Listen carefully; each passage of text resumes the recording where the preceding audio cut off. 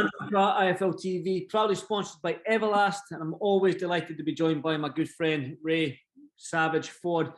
Ray, let's just kickstart it, man. How's things off? How's things with you, your side? Everything's good right now. I'm just relaxing and enjoying my time off. I had a long camp, tough fight, so right now I'm just relaxing and just enjoying my time, my free time. Quite right, mate. Show me the M&Ms, man. Put the M&Ms back on camera. Yeah, like he's enjoying some M&Ms. There you go. You're not making me this time. Yeah, bro, listen to me. Listen, last weekend you were up against a very, very tough opponent in Edward Vasquez, undefeated. He was talking a good game. He was 11-0, undefeated like yourself. I mean, like I said to you before I pushed record, credit to the both of you for taking that fight, because not many fighters at your level right now are taking these dangerous fights. So, and I appreciate you for touching on that, because I feel like neither one of us really got credit for the type of competition that we both went up against, fighting another undefeated prospect, doing that at a young age and with so less fights. So I give respect to him for taking a fight and wanting to fight me and putting his O on the line. And I feel like people should just give both of us more respect. Definitely. We'll go to the fight itself. It was a split decision. A lot of people think that you won it quite comfortably, but do you think you were up against the crowd and the judges and everyone else in that ring right on last weekend? Yeah, I definitely felt like I was going up against the crowd.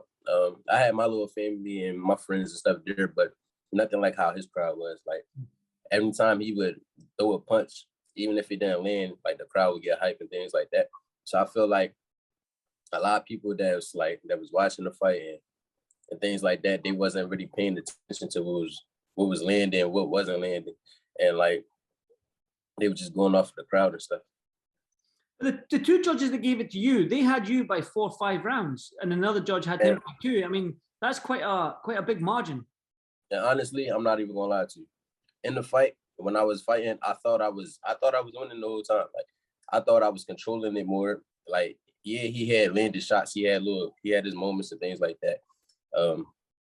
But I feel like as far as like the whole round, I felt like I was controlling it. I was landing my jab when it was quiet moments and things like that. I feel like you can't have 2-3 good moments in the fight in the round and win the round. So a lot of people just going off of the power shots that he was throwing and the little stuff when I was on the roofs and he wasn't hitting nothing, hitting arms and stuff like that, the little combos. I feel like you can't win a round just fighting in spurts. And that's what he was doing. He was fighting in spurts, and I was more active and I was throwing more. Ray, when you heard a split decision, when you heard it was one judge gave it to Edward Vasquez and one judge to you, and then obviously the referee had to read out the final judge, what was going through your mind? Were you thinking robbery? Were you thinking back to that Aaron Perez draw? What was going through your mind?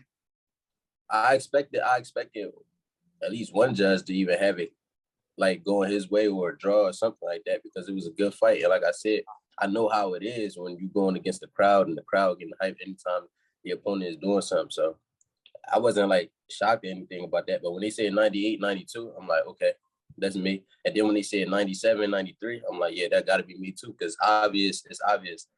The score is that wide and they both seeing the same thing. It ain't like the judges know what they looking at. The judges know what they doing. They know how to judge a fight. So I don't care about nobody else's opinion that's on the outside. And that's all it is. They just got opinions. But obviously their opinions don't matter because I'm still the winner at the end of the day. Definitely. And you've got that win on your record and you're still undefeated. Now, you're 11-0. You're obviously still a prospect. You're only 22. I believe you're 23 next month. Yeah. So you're still young. You're still learning your craft. You're still doing everything that you need to become a better fighter. So when you take these fights, these Edward Vasquez's and Luis Belotti's and Aaron Perez's who are undefeated and stuff like that. So are you ready for an even bigger test? Or do you think maybe I need to take my foot off the gas a little bit and keep learning, get these learning fights in? Or do you think the opponent needs to keep getting better and better and better? Nah, I feel like I can still keep moving up the ladder and still keep fighting better competition. Like it's not going to be a good night every night. You're not going to have an easy fight every night. So it's like, I don't look at this fight and just start thinking like, oh, no, I'm second guessing myself. No, it was a good fight. He was a tough opponent. He came and did what he had to do to make it rough. And I'm saying that was that. but I don't feel like I need to start slowing down now because I had a tough fight. It's boxing. It's the part of this. It's the name of the game. Like, you're gonna have good fights, tough fights. You're gonna have easy fights. So it's just part of the sport. When you look at, like I said to you right now, like your last 4 opponents, you fought Aaron Perez, who was 11-0, 10-0, and you were 6-0 or something. Yep. Then you came, then you came over to the UK to fight Reece Bellotti, who was a Commonwealth champion over here, which is a good belt to hold at that level. Again, you were still relatively wet behind the ears. You're still a prospect, and then you're fighting Edward Vasquez. Is Eddie Hearn and the Matchroom guys over in the US? Obviously, they've got confidence in your ability, so you must feel you must feel that you need to not prove yourself, but you need to show up every time that these guys put these guys in the US put these guys in front of you, because they're showing a lot of faith in you in terms of putting you in with these tough guys, aren't they? Yeah, they put me in with these tough guys, but even if they didn't believe in me, I don't care. I believe in myself, and I know what I can do. So I seen like little comments that Eddie was making, saying, "Oh, it's tough to represent me when he felt like I lost and things like that." But it is what it is. That's his opinion. I don't judge him for having an opinion. Everybody got an opinion. But like I said, like they feel like they don't believe in me. That's cool. I believe in myself, so they can keep putting me in there with tough fighters. I'm going to keep winning. Well, again, when Eddie mentioned it, said them comments, what was going through your head? Like you said, you just is it water off a duck's back? You just believe in yourself and you'll move on. I mean, at first I was like, it affected me a little bit, because I'm like, damn, like you supposed to be promoting me, and you go on TV and just be basically just saying I lost, but you're supposed to be pushing me. And even if that's how you really feel, I just feel like you doing it on TV. I feel like that's just, I don't know. I feel like that's a little bit too much. But as I went out, after everything happened, I started to settle down there. After everything, I just like, he got an opinion. Everybody got an opinion, so I can't be mad at him for his opinion. That's how you feel. Yeah, that's right. Everyone's got an opinion, and you're only as good as your last fight. So next out, and you're just gonna have to knock the guy out. Yeah, like that's how it go. Like, you get a tough fight, they hate you. You dominate, they love you again. So that's just how it is. Like, it happens to everybody, all the greats, like Tyson, Floyd Mayweather, Sugar Ray Leonard, like Pacquiao. They love you 1 minute and they hate you the next minute, and they love you again. So that's just how it is. That's boxing. Well, talking about that featherweight division, like I said, you're 11-0. You're moving up the rankings quite nicely. Now, the featherweight division is crazy at this moment in time. Crazy. Yeah. I mean, Lee Wood beat Kanzu, Kiko Martinez beat Kid Galahad. Right. Wangton gave up his belt. Now he's fighting Kiko Martinez. Guy Russell Jr. lost against Mark Magzayo. It seems like everyone's playing hot. What do you call it in the US? Hot potato. Playing hot potato with all titles. They're just chucking them everywhere, giving them to everyone, and it's a crazy situation at this moment in time. When you look at this featherweight division, man, how excited are you to be involved in this crazy division?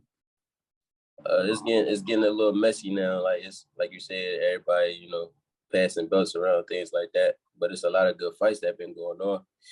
And like I'm looking forward to the Lee Wood and Michael Conlan fight. So it's a lot going on in the division. I feel like it's starting to get hot. And I'm happy to be coming up, and sooner or later I'm gonna be right in the mix with all those other big names. Talk to me about that fight, Lee Wood, Mick Conlan. Then obviously Mick Conlan's got that amateur pedigree behind him, Olympian, world medalist, European medalist, and all this. Commonwealth Games gold medalist, which is a big deal over here. Talk to me, and then obviously Lee Wood. He's came up the hard way. He started off in them small hall shows, 200 people there, 100. You know what I mean? Not many people. Then he became world champion. So, what's your thoughts on this fight itself? This fight, I feel like it's a 50-50 fight. I like Michael Conlan's energy a little more than I like Lee Wood's energy. I feel like Michael Conlan is more confident going into the fight, but you never know. It's a such thing as being too confident. You can end up sleeping on your opponent. So I feel like it's a 50-50 fight. Kiko Martinez as well, fighting another one of our guys, Josh Warrington, in a rematch. It was a close majority decision, I think, for Josh Warrington last time out against Kiko.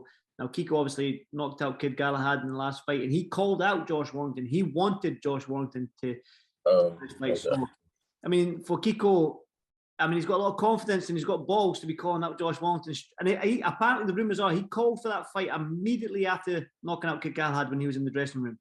So Yeah, yeah, man. So want that revenge. he wanted that revenge, definitely. Tough fight for Josh Wangton.